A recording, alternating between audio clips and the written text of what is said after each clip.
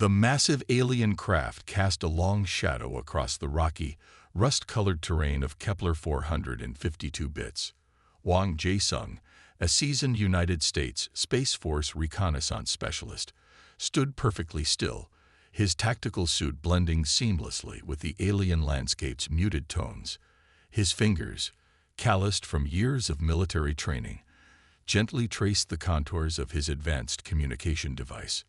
Lieutenant Kim Yong-hee stood 2 meters to his right, her cybernetic tactical overlay projecting a holographic grid that mapped every microscopic movement in their surrounding environment. Unlike traditional human military gear, her equipment represented the pinnacle of human technological integration, a living, breathing interface that responded to her slightest neural command. The alien diplomatic vessel, a sleek biomechanical structure that seemed to pulse with an inner luminescence, hovered approximately 500 meters from their position. Its occupants, members of the Galactic Cooperative Delegation, watched the human team with an increasingly uncomfortable mix of curiosity and growing unease. Jae-sung knew they were being studied.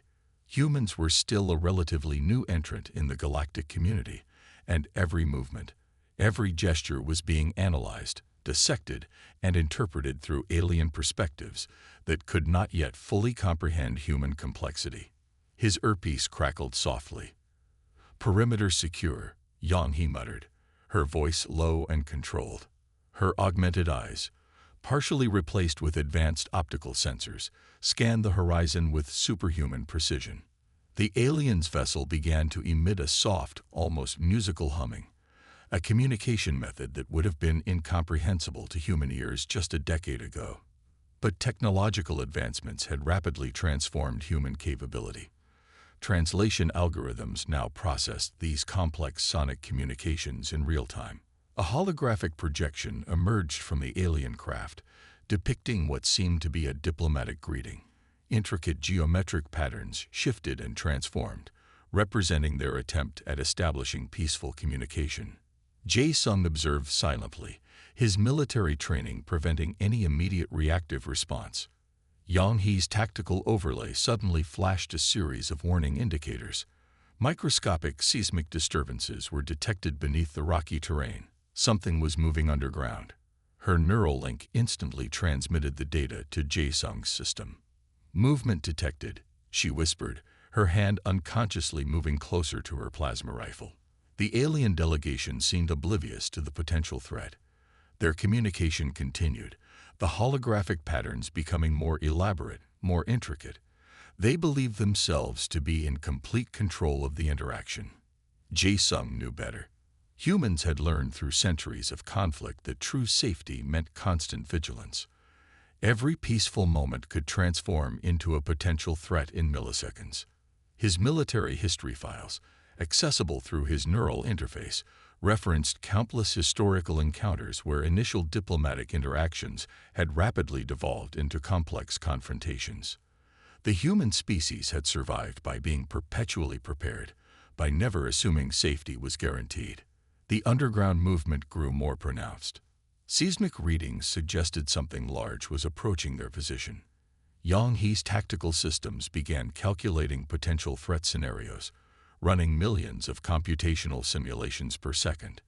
"Recommend defensive posture," she stated, her voice calm and clinical. Jae-sung nodded almost imperceptibly.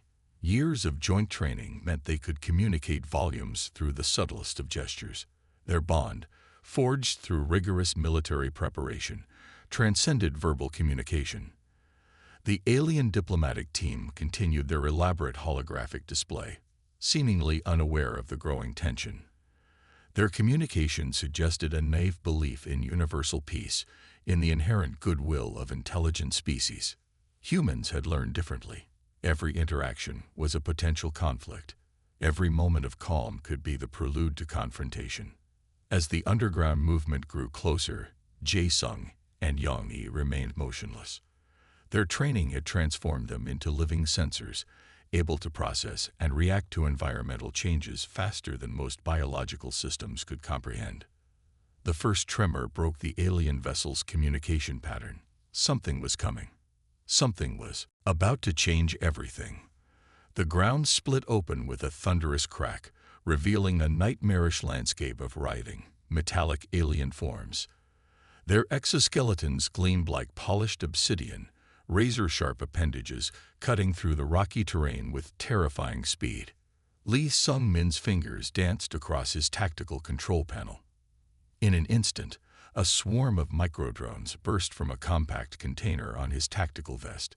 Each drone, no larger than a human palm, transformed the battlefield into a chaotic storm of electronic warfare. The microdrones weren't just machines. They were sophisticated hunter-killers, programmed with adaptive neural algorithms that could predict and disrupt alien movement patterns. They swarmed like intelligent insects, jamming communication signals, creating visual distortions, and breaking the alien pack's coordinated attack. Park Ji-woo stood remarkably calm, her advanced plasma rifle humming with deadly potential. The weapon wasn't just a tool, it was an extension of her military training, a precision instrument designed to neutralize threats with surgical accuracy. Her first shot cut through the alien formation like a hot knife through water. The plasma bolt, a concentrated energy stream traveling at near-light speeds, punched through the lead alien's exoskeleton, creating a momentary burst of superheated plasma that disintegrated everything in its path. The alien pack froze. Their collective consciousness, connected through complex neural networks, suddenly experienced something they had never anticipated: total tactical defeat. Jae-sung's team moved with a synchronization that defied traditional combat logic. Each member knew their role, anticipated potential threats, and responded faster than traditional biological reflexes could manage. Their augmented bodies, enhanced through years of military training and technological integration, transformed them from human soldiers into living weapons. Lee Sung-min's drone swarm continued its electronic assault. Some drones attached themselves to alien communication nodes, creating cascading system failures. Others deployed microscopic electromagnetic pulse generators that systematically disabled the aliens' technological advantages. Park Ji-woo fired again. Another plasma bolt. Another alien disintegrated. The alien pack's initial confidence collapsed. What they had perceived as a simple diplomatic encounter had transformed into a nightmare of technological superiority and strategic brilliance. Humans weren't just another spacefaring species. They were predators, technological apex hunters who had transformed warfare into a complex, adaptive art form. Yang He's tactical overlay continued tracking multiple potential threat vectors. Her augmented vision processed information at speeds that would overwhelm traditional biological systems. Every movement, every potential alien strategy was calculated, predicted, and neutralized before it could fully develop. The battlefield became a canvas of human military precision. Drones swarmed. Plasma bolts pierced alien defenses. Electronic warfare systems created zones of total technological disruption. In less than 3 minutes, the entire alien pack was neutralized. The alien diplomatic vessel watched in total, absolute horror. Their understanding of conflict, of warfare, had been completely shattered. Humans weren't just another species to be categorized or understood. They were something else entirely. A predatory intelligence that could transform from seemingly peaceful observers to total tactical dominance in mere moments. Jae-sung lowered his weapon. No unnecessary movements. No dramatic gestures. Just pure, calculated efficiency. Around him, his team began systematic site containment. Drones collected tactical data. Specialized containment units prepared to analyze alien technological remnants. Every action was precise. Every movement calculated. The alien diplomatic team's communication systems went silent.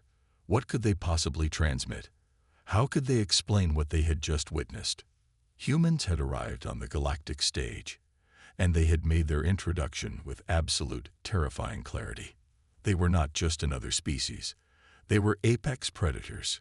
Kira's three-fingered hands trembled as she processed the data streams from the human encounter. The holographic displays around her research station flickered with complex information that seemed to defy traditional understanding of technological development. American military technology was not just advanced, it was revolutionary. The adaptive nano-armor samples they had recovered revealed microscopic structures that could instantly reshape themselves in response to environmental threats. Where traditional armor was static, these human technologies were alive, literally transforming at molecular levels to provide optimal protection. One particular data segment caught Kira's attention. The nano-armor could detect potential damage trajectories milliseconds before an actual attack, redistributing molecular density to minimize potential impact. It wasn't just protection, it was predictive survival. Predictive combat algorithms represented another shocking revelation. Human military systems didn't just react. They anticipated. Complex machine learning models integrated historical battle data, real-time environmental information, and potential threat scenarios to generate combat strategies that seemed almost prescient. During the initial encounter, human soldiers had moved with a coordination that suggested something beyond traditional training. Their tactical responses weren't programmed. They were dynamically generated, adapting faster than any known technological system. Psychological warfare techniques proved even more disturbing. The humans had not just defeated the alien pack. They had systematically dismantled their operational capabilities by understanding and exploiting psychological vulnerabilities. Their micro-drone systems didn't just disrupt communication. They created deliberate confusion patterns that targeted specific neurological response mechanisms in the alien neural networks. It was warfare conducted at a cognitive level, targeting perception itself. The research team discovered something even more unsettling. These technologies weren't developed through linear progression. Human military innovation seemed to follow a chaotic, adaptive model that traditional research methodologies couldn't comprehend.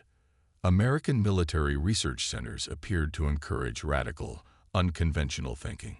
Where other civilizations followed strict developmental protocols, humans embraced controlled chaos. Innovation wasn't a process. It was a cultural mindset. Kira's preliminary report became a classified document that sent shockwaves through the Galactic Cooperative Delegation. Humans were not just technologically advanced. They represented an entirely different approach to technological development. Their military technology suggested something profound. Humans viewed technology not as a tool, but as a living, adaptive ecosystem. Each technological development was interconnected, dynamically responding to emerging challenges. The nano-armor samples continued to fascinate researchers. Under microscopic analysis, the material seemed to breathe, shifting, adapting, responding to potential threats with an almost organic intelligence. Predictive combat algorithms revealed another layer of complexity. They didn't just process information. They learned. Each encounter, each interaction became a new data set that refined future strategic responses. The psychological warfare techniques were perhaps the most terrifying revelation. Humans had transformed information itself into a weapon, understanding that true conflict occurred not just on physical battlefields, but within cognitive landscapes. As Kira compiled her final report, one conclusion became devastatingly clear. Humans, particularly Americans, represented a technological paradigm that completely challenged existing understanding of military development. They were not just another spacefaring civilization. They were technological apex predators, capable of reimagining warfare itself. The Galactic Cooperative Delegation would never be the same.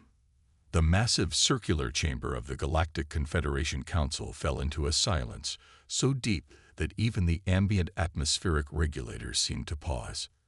Senior Counselor Vrltok, representing the oldest member species of the Galactic Alliance, activated the holographic display. The recorded evidence of human capabilities played out like a horrifying documentary of technological supremacy. We are facing a species that does not understand conventional limitations, Vrltok's translator. Device converted his complex linguistic patterns into stark, simple language. The holographic recording showed human military units adapting to alien terrain faster than any known species. Their technological systems weren't just responsive. They were predictive. Where other civilizations planned, Humans transformed entire strategic landscapes in milliseconds. The most disturbing revelation came from psychological profile analyses. Humans, particularly Americans, possessed a unique cognitive flexibility that defied traditional understanding. They could simultaneously plan, adapt, and deconstruct complex strategic scenarios with an efficiency that bordered on computational thinking. One council member, a crystalline being from the Tenral system, projected her own analysis. Her translucent form flickered as she highlighted specific human technological innovations. They view technology not as a tool, she stated, but as a living ecosystem of continuous adaptation. The microdrone technologies demonstrated during the initial encounter represented more than just advanced weaponry. They showcased a fundamental understanding of complex systems that most galactic civilizations had not yet comprehended. Adaptive nano-armor, predictive combat algorithms, psychological warfare techniques that could dismantle entire communication networks within moments. These were not just technological achievements, they were evolutionary statements. Humans had transformed warfare from a physical confrontation into a multidimensional cognitive experience. The council members reviewed data streams showing human military research centers. Unlike traditional technological development processes, these facilities seemed to encourage radical, unconventional thinking. Innovation was not a structured process, but a cultural philosophy. They are not conquerors, one diplomatic analyst noted. They are evolutionary disruptors. The implications were terrifying. Humans did not seek territorial expansion through traditional means. They transformed entire strategic landscapes through technological and cognitive superiority. Their approach to conflict resolution suggested something even more profound: an ability to understand and deconstruct complex systems at molecular and psychological levels. The emergency session lasted 17 standard galactic hours.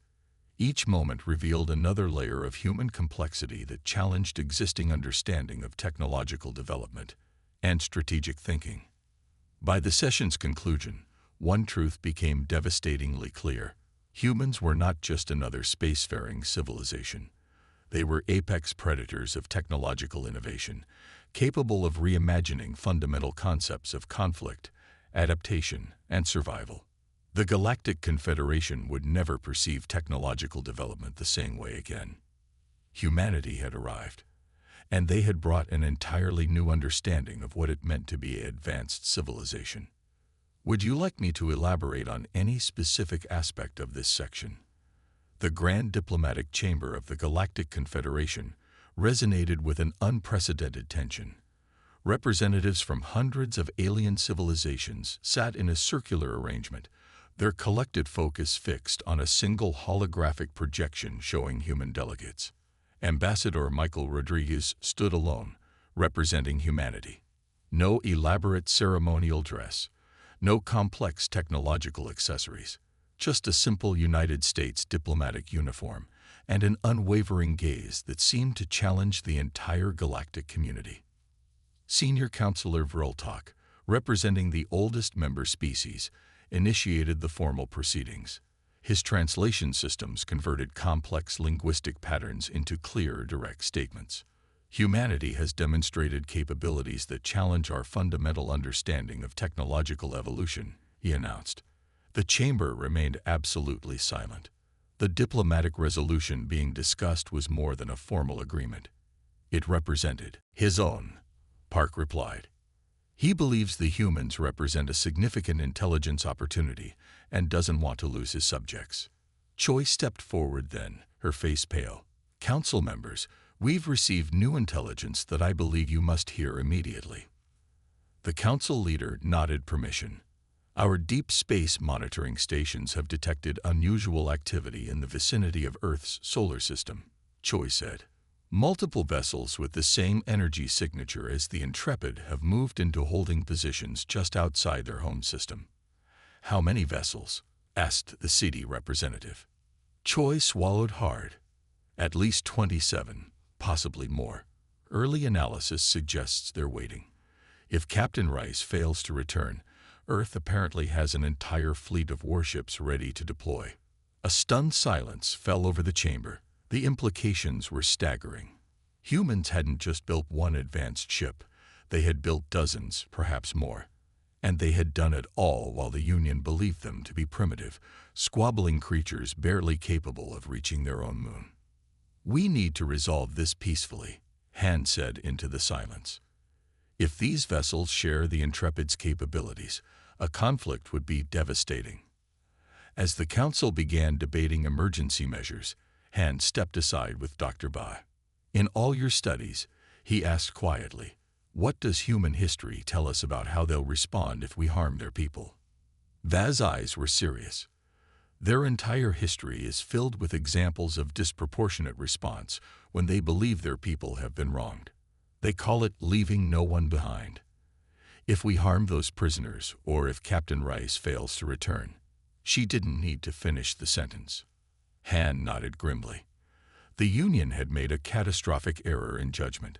They had been watching humans for decades, believing themselves to be the advanced observers studying primitive beings. Only now did they realize that all along, the humans had been watching back. The human warship Intrepid dropped out of faster-than-light travel near Station 17, its sleek hull reflecting the light from the nearby star. Inside the research facility, alarms blared as sensors detected the unauthorized arrival. Director Kang stormed onto the command deck, his face tight with anger. "Status report. The human vessel has taken up position 5,000 kilometers from the station," reported Security Chief Rowe. "They're just waiting." Kang's eyes narrowed. He had received the communiques from Union Command, but he had no intention of surrendering his human specimens. In the 3 months since their capture, his team had learned valuable information about human physiology and psychology. More importantly, the humans had begun to reveal insights into how they had developed their advanced technology. "Deploy the defense grid and contact all Union vessels in the sector," Kang ordered. "I want every ship here immediately." Within hours, 30 Union ships had arrived, forming a protective blockade around Station 17. The human vessel remained motionless, its weapon systems inactive but ready. Kang opened a communication channel to the Intrepid. Captain Rice appeared on screen, her expression calm but determined. "You're outnumbered and outgunned, Captain Rice." Kang transmitted with confidence. "Stand down immediately and prepare to be boarded." Rice smiled slightly. "Director Kang, we have only one request. Return our 5 crew members, and we'll depart peacefully. No further action will be taken against your station or the Union. Your crew members are being held legally under Union security protocols," Kang replied. "They were caught spying on a restricted facility. They were a research team investigating an abandoned outpost," Rice countered. "An outpost your own records show was decommissioned 15 years ago." Kang was taken aback by her knowledge of Union records, but didn't let it show. Regardless, they entered Union space without authorization. They will face proper judicial proceedings. "I'm afraid that's not acceptable," Rice said. "We want our people back. Now." "Then you leave me no choice," Kang declared. "If you make any aggressive moves toward this station, my fleet will open fire." Rice ended the transmission without responding. Moments later, the Intrepid began deploying what appeared to be small satellites from its hull. "What are they doing?" Kang demanded. Chief Rose studied the readings. "They appear to be some kind of defensive system, but I've never seen this configuration before." Suddenly, the devices activated, creating a network of energy fields around the human ship. The fields pulsed with a blue-green light that seemed to bend the very space around them. "Targeted gravity distortion fields," whispered one of the science officers. "We've theorized about them, but we've never been able to create a stable version." "And those?" Kang pointed to another set of readings. "Phased energy barriers," the officer replied, her voice tinged with awe. "They would make our conventional weapons completely useless. The barriers would shift out of phase the moment our energy beams touched them." Kang's confidence wavered, but he refused to show it. "Prepare to fire warning shots. Target the space near their vessel. not the ship itself. On the bridge of the leading Union battleship, the weapons officer entered the targeting coordinates. When the command to fire was given, the powerful energy cannons released their barrage, only to watch as the beams curved away from the human ship, bending in impossible angles before dissipating harmlessly in space. The gravity distortion fields had worked perfectly, altering the path of the incoming fire without the humans having to take evasive action. Meanwhile, on a secure channel, Kang contacted the laboratory section of Station 17. Prepare to eliminate the human specimens. Use the nerve agent we discussed. Make it look like a containment accident. Sir, protested the lab supervisor, that violates Union protocols for prisoner treatment. Do it now, Kang hissed. That's a direct order. Unknown to Kang, his transmission had been monitored. Ambassador Yoon, who had arrived with the Union Diplomatic Corps to attempt negotiation, intercepted the message. Yoon had spent years advocating for ethical treatment of all sentient species, even those not yet part of the Union. Yoon immediately called an emergency meeting with the other ambassadors present. Director Kang has ordered the execution of the human prisoners, Yoon announced to the shocked diplomats. This is a direct violation of Union Charter, Article 7, which guarantees the humane treatment of all captured beings. What do you propose we do? Asked Ambassador Tai of the Regelian delegation. We must break ranks with Kang, Yoon declared. These humans have the right to recover their people. Our treatment of them violates our own charter and everything the Union stands for. But the humans entered our space illegally, protested another ambassador. Did they? Yoon challenged. Our own records show that Outpost was abandoned. No restrictions were officially filed with the Galactic Registry. And more importantly, executing prisoners without trial is never justified. After a brief but intense debate, 7 of the 12 ambassadors agreed with Yoon. They immediately transmitted a message to both Captain Rice and Union Command, denouncing Kang's actions and supporting the release of the human scientists. Kang was furious when he learned of the ambassadors' betrayal. Arrest Ambassador Yoon and his supporters for treason, he ordered. But it was too late. The standoff intensified as more Union ships arrived, some supporting Kang's position, others now aligning with the ambassadors. Captain Rice maintained her position, neither advancing nor retreating. Then, without warning, 6 small craft detached from the Intrepid. These vessels were barely larger than escape pods, but they moved with incredible speed and precision, their hulls somehow bending light around them to become nearly invisible to sensors. They're launching an attack, Kang shouted. All ships, open fire. The Union fleet attempted to target the small craft, but their weapons either missed completely or were rendered ineffective by technology the small vessels carried, technology specifically designed to counter Union defenses. Inside Station 17, the first sign of the breach came when the power flickered in the detention level. The guards raised their weapons, looking nervously at each other as the lights stabilized. Security check, one guard called into his communicator. There was no response.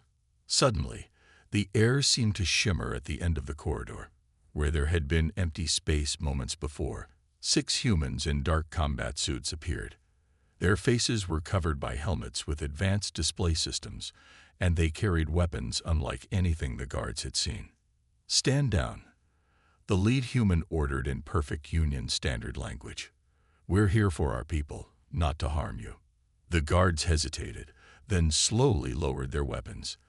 They had heard the rumors about what had happened to the Union ships that had challenged the Intrepid. None of them were willing to die for Director Kang's ambitions. As the human boarding team moved efficiently through the station toward the laboratory section, alarms blared throughout the facility. Director Kang watched in disbelief as his security systems were bypassed one after another. How is this possible? He demanded. Our systems are the most advanced in the sector.